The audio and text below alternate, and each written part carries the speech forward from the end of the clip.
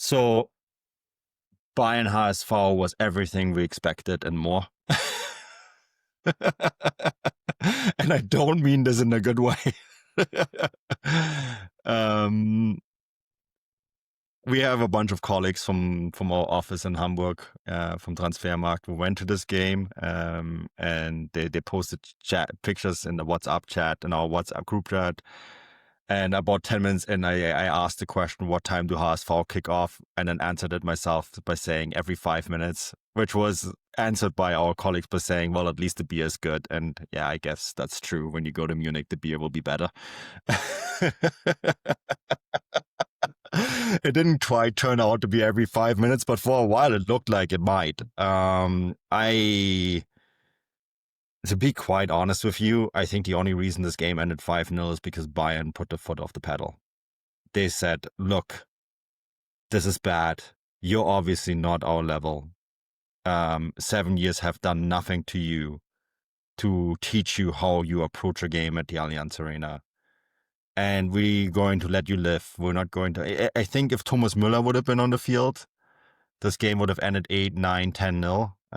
Thomas Müller, of course, had his fun later that day in his MLS game, scoring 3 goals and making it 7-0. It was kind of felt like a reminder of what Bayern should have done with their opponent. You know, when you see Thomas Müller racking up the score in an MLS game and thinking like, okay, well, this is maybe what is missing. But you know, I just thought of it that moment. Like if there was a Thomas Müller on that, he would have gone for one goal after another, right? And this game would have been 8-9, 10-0. And I don't know if the gap is that big between Hamburg and Bayern that it would have been 10-0, but it's just the 7 years did nothing to eliminate those ghosts of these old HSV teams that went to the Allianz Arena just to get a trashing, right? We spoke in the previous show, the amount of goals that HSV have conceded, not just at the Allianz, but in Munich, period, even at the times when they were better, is mind-boggling. And I do think, you know, there's a dangerous moment here now for HSV into this season. They got their point against Gladbach. We get to talk about Gladbach. You know, this 1 point against Gladbach where HSV looked good. When you look at what happened to Gladbach since, that 1 point that HSV got there, all of a sudden doesn't look as good anymore because Gladbach don't look good. You know, so then they lose to their city rival St. Pauli, who, you know, look miles ahead of them at the moment in their development. And then they go to Munich and the same thing happens again. And looking ahead now to who HSV have next week, they are back at home, and they're playing Heidenheim. That is a must-win game. You know, like, not just to precursor this, we're not doing necessarily a pre-match show later this week because we have these 3 days of Champions League football, so we're doing 2 Champions League shows.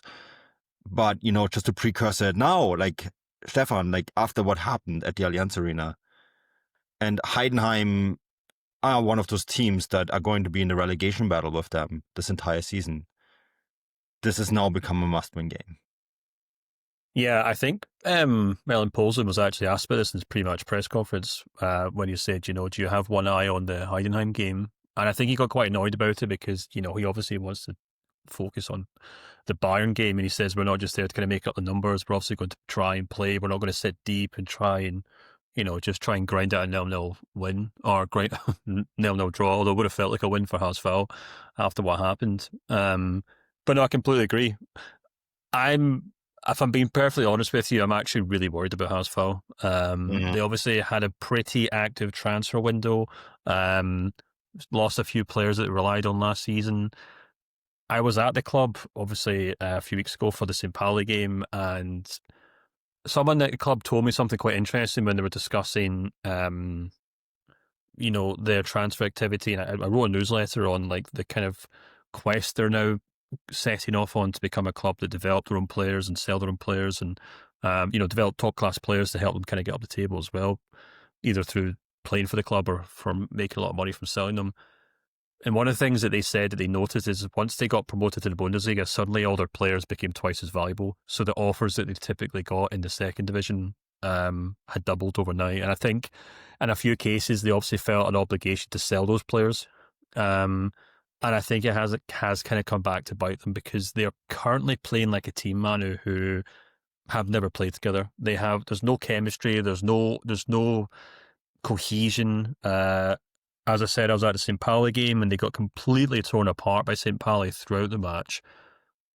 And, I guess a derby, anything can happen, all those old cliches, but St. Pauli were just so well drilled. They knew how to express themselves on the ball, technically better. And like HSV just were struggling to do the basics. And that was evident again in this game against Bayern. Now, I don't think, a 5-0 defeat to Bayern in the Allianz Arena is really going to have a huge impact on HSV's season, whether they stay up or go down. But I think, we've now, as you said, we've seen them struggle against a really poor Gladbach side. We saw them get confidently beaten against St. Pauli, who we'll come on to talk about as well, who have been good, and now completely demolished against Bayern Munich. If they don't go out and put in some sort of performance against Heidenheim, then I think there's a real concern as to whether they actually have the squad or the head coach who can keep them in this division. Because it's setting off alarm bells. We're still early days, and obviously they're not just any old promoted club. They're a club who come up with a huge amount of expectation and history and tradition. Something I touched about in my newsletter as well, where their whole tifo ahead of the St. Pauli game was basically like, it wasn't exactly no one likes us and we don't care, but it was along those lines, in the sense that we know who we are, we're HSV, this is our city, blah, blah, blah. So, you speak to people at the club and they're trying to be very modest and say, look, we have to walk before we can run, but there's still that huge expectation. And in this case, they expected to get thumped because they always get thumped off Bayern, but it'll be interesting. They're not just like, a Heidenheim or something who can fly under the radar for half the season and then suddenly start picking up wins and then, maybe scrape by at the end of May. If HSV lose their first 5 or 7 games, it's national news, and I think that's it. I think that's the big difference. Got some comments, Manu, just from the live stream. I'm going to quickly throw them in there before I let you jump in. But Emmanuel, because I did ask what people thought, Emmanuel says, it's unfortunate to see them lose, but at the same time, it's not surprising. Michael says, doesn't their backline have an average age of like 5 minutes? Probably. Torstein Vikan says, I think HSV just need time. The issue is they don't have enough time to fix it. And then Connor says, I do remember being so impressed with their transfer window, though. Do you see it coming together? I guess that's the question, Manu, isn't it? Whether this team can come together in time. So here's where I can issue some hope for HSV fans. St. Pauli last season, I have the schedule in front of me. They started the season with a 2-0 loss to Heidenheim. Then they lost 1-0 to Union Berlin. Then they lost 3-1 to Augsburg. Their first point came, it was a 0-0 draw against RB Leipzig. And then on match day 4, they finally got their first win, which was a 3-0 win against Freiburg. But then they lost 2 more times against Mainz and Dortmund. And then the results slowly started coming in. Here's where I have the negative.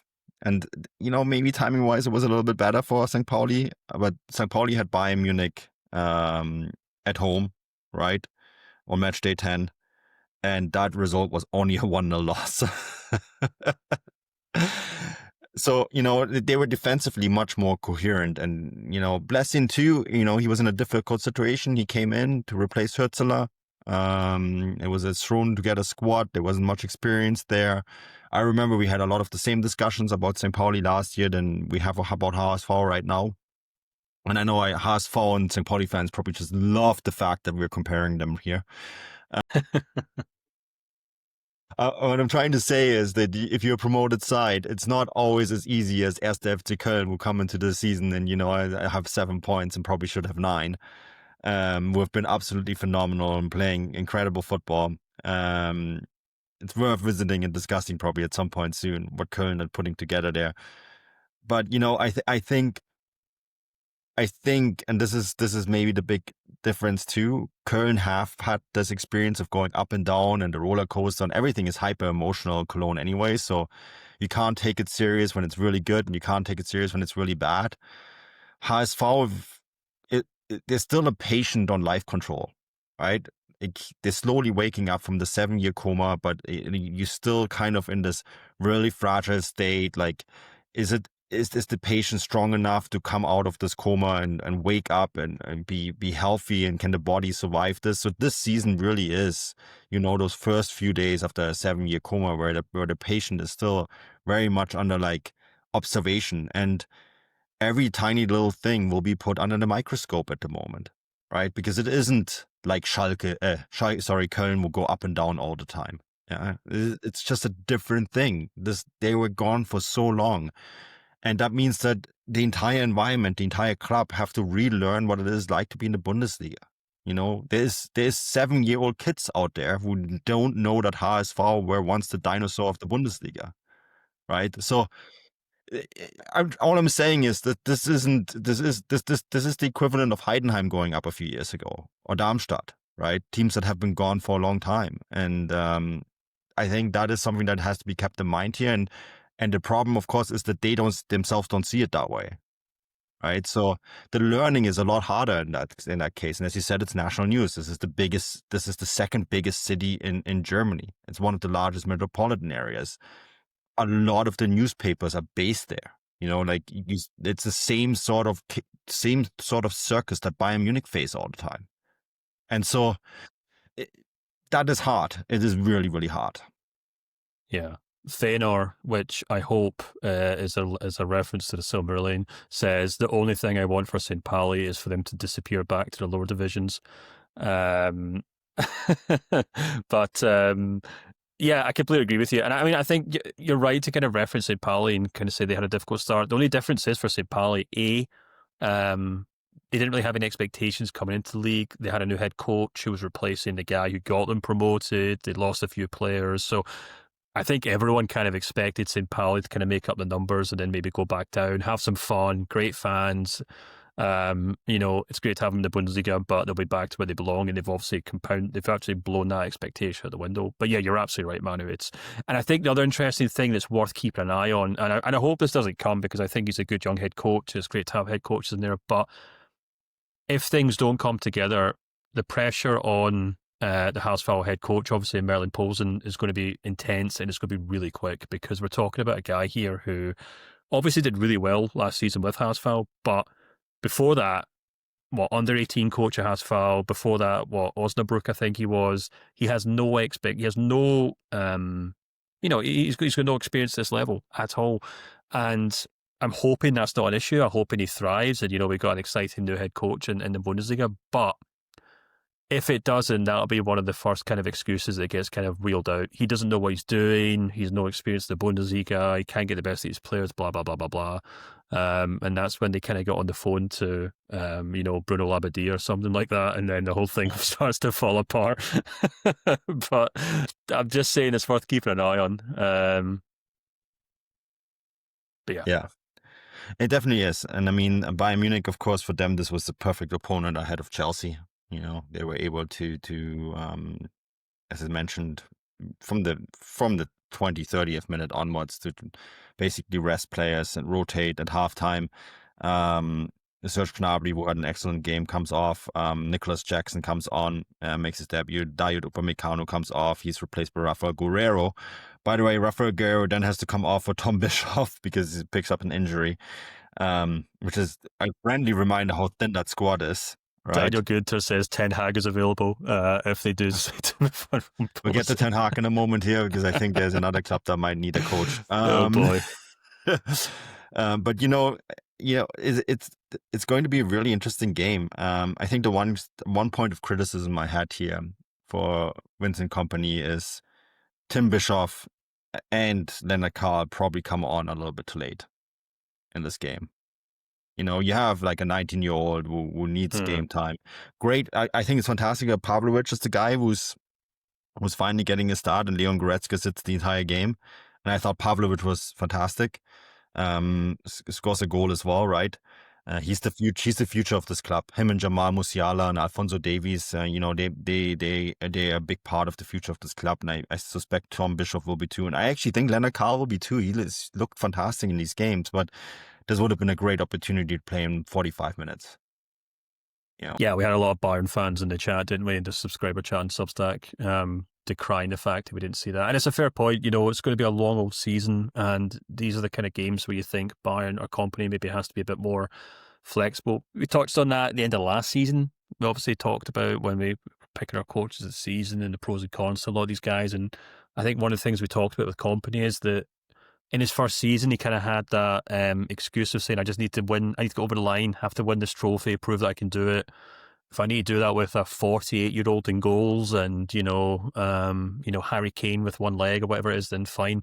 But yeah, this season against the Haas-Fouls of this world, with all due respect, that's when you would kind of hope to see some other players getting some serious game time. But it worked. And, all due respect to Bayern, they have done really well to such an extent that I actually had a Dortmund fan reach out to me on Blue Sky, basically decrying the fact that Bayern have been absolutely spanking teams recently in the Bundesliga and saying, season's over, typically done. And I had to basically talk him back from the edge. I was like, you're being a real typical Dortmund fan here, saying that Bayern have already won the title before they have.